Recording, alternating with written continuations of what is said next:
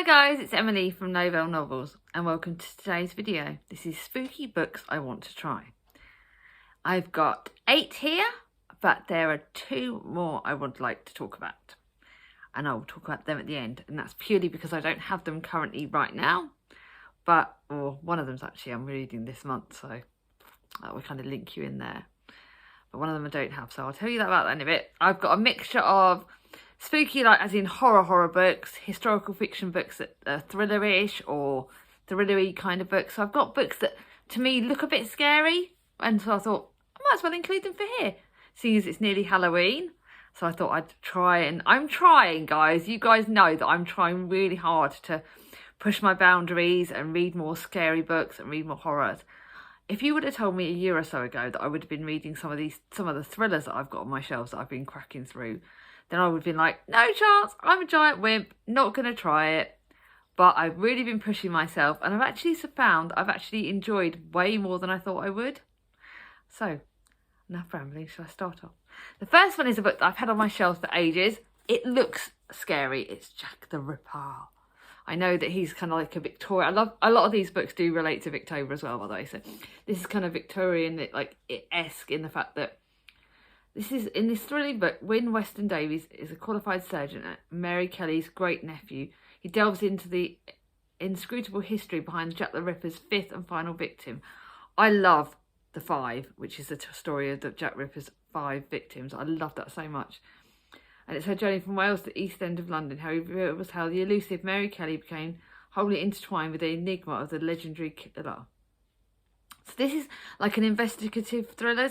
It's apparently true crime, but it's actually got, look, it's got some illustrations in it, some pictures, which I didn't realise. It really makes me want to read this.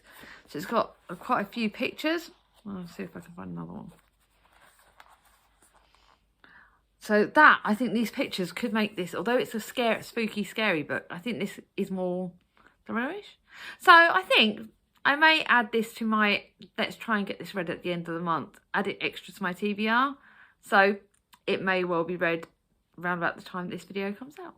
I think I'm going to increase myself because I want to, it looks a bit Victorian-esque, it looks a bit thrillery, looks a bit spooky, scary.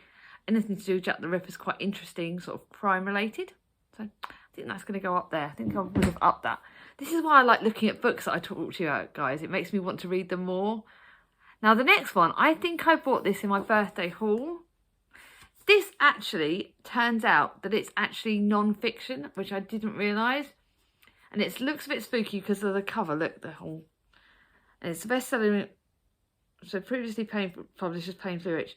So John Paul Getty had a fortune and everyone else paid the price. I don't know why, but this looks very spooky dark.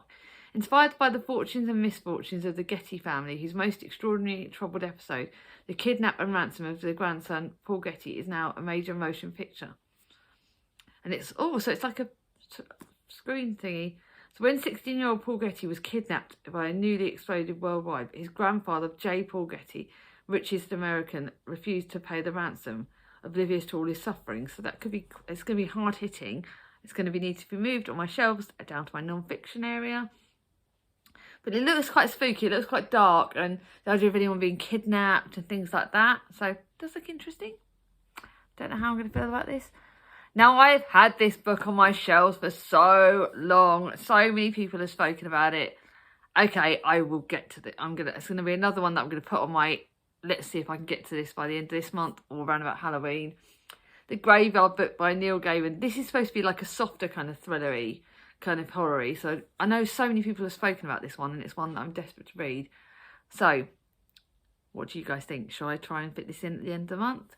I'm just checking when this video is going live because I have not planned at all today. So this is going live on the 23rd. So do I try and get to this in the final week of October? You guys, if you see this at the start, you guys, I'm saying like less than 300 pages, so I think I may be able to manage it. So you all know about this. Nobody Owens, known to his friends as Bod, is a normal boy. He would be completely normal if he didn't live in a graveyard raised by a family, raised and educated by ghosts. There are dangers and adventures for Bod in this graveyard, but it's the land of the living where the real dangers lurk. I really want to read this. I've been saving this for October. I really should have put it on my TBR, shouldn't I? But I think I'm going to going to be a torn, which one do I read first, Jack the Ripper or this? But I think this one's really grabbing me. Now the next one, I'm going to tell you about, obviously, spooky books I want to try. I am going to be starting Carrie with Tia at the end of this month. So in the next, round about this time, if this video goes out, I'm starting that. So that's Carrie. And I know that's a very, very scary book. So yes, I'm including it in the video because it's one that I've been desperate to try. I'm hoping buddy reading it with Tia is going to make it more easier to read and less scary. You guys know I'm a giant flipping wimp. So the next one is The Shining. My sister Charlie's given this to me. It is on my bookish poster of books that I need to read. So there is a one. All right. Danny is only 5 years old, but in the world of old Mr. Halloran, he's a shiner, a glow to a psychic voltage. When his father becomes caretaker of Overlook Hotel, Danny's visions grow out of control. As winter closes in and blizzards cut them off, the hotel seems to develop a life of its own. It's meant to be empty, so who is the lady in room 217 and who are the masked guests going up and down the elevator? This looks like it's going to scare the bejeebers out of me. As a storyteller, he's up there in Dickens' class. This looks like it's going to absolutely petrify me. So I don't know if I'll get to it this year, but I will get to it. I do need to get to it. I do need to push myself. Let's see how I handle Carrie. If I don't handle Carrie very well, this one may get pushed a bit further back. But I do want to read it. Now, obviously, included in Victober, I had to include a Victorian kind of ghosty, spooky one. And I bought this. I bought this year. Complete Ghost Stories by Charles Dickens.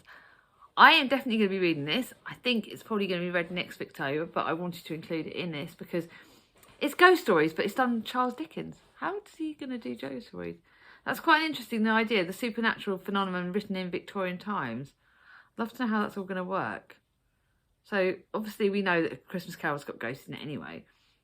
So, it will include a celebrated Christmas Carol. So, let's have a look. It's got other ones. It's got The Haunted Man and His Ghost Bargain. It's got a Christmas Carol in it. So, we all know I love A Christmas Carol. What else has it got in it? The Ghosts of the Mail. So, it's got loads of short stories with ghosts in it. It's got also 4 ghost stories. It's not too long, 300 pages, but it does look good. Bought it for Victober, but obviously it's going to have to be done Victober next year now, but definitely include that. Now the next one, the lovely Gemma from Read a Book, Gemma has given me. You will see this book coming up as a part of a picture in my book haul because I've taken a picture of it. But this is historical fiction mixed with horror, mixed with scariness. Gemma didn't like it, but she thinks I wanted to try it because it's Victorian Edinburgh comes vividly alive in this world of pain. The cover looks absolutely scary. It's like I said, mixing historical fiction like Victorian Edinburgh, so Victorian times with horror. It does sound quite interesting. Edinburgh, 1847. Will Raven is a medical student apprenticing for the brilliant and renowned Dr. Simpson. Sarah Fisher is Simpson's housemaid and all of Raven's intelligent but none of his privileges. As bodies begin to appear across the old town, Raven and Sarah find themselves instantly propelled into the darkest shadows of Edinburgh's underworld. Ooh, it's scary. Will I hate it like Gemma does? Normally I listen to Gemma's opinions on a lot of things. Or should I try it? This is interesting.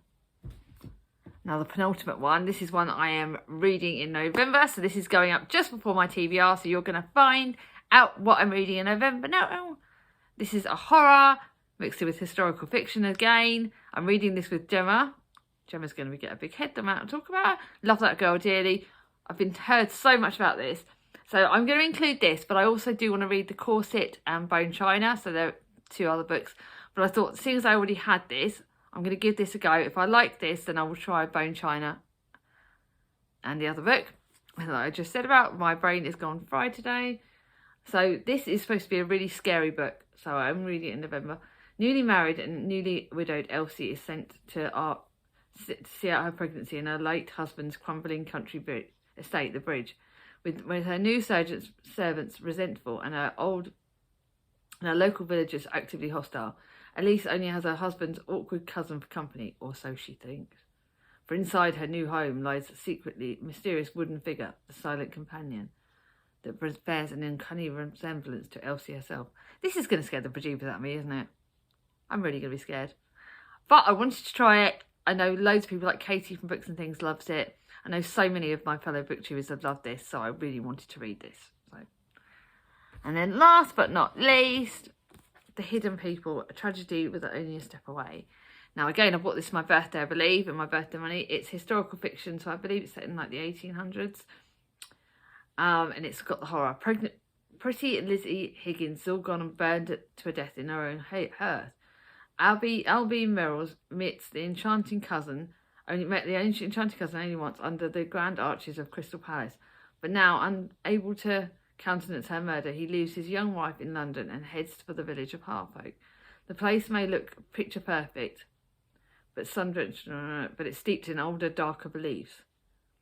This looks petrifying, scary, but it's historical fiction mixed with thriller, mixed with horror, mixed with a bit of everything. It's going to scare the bejeebers out of me, but can I manage it? I'm not going to rush through this one straight yet, but if you guys think any of these books, guys, do you think I should like read sooner rather than later? Are there any of these that like I need to push right up my TBR and read soon? Let me know in the comments below.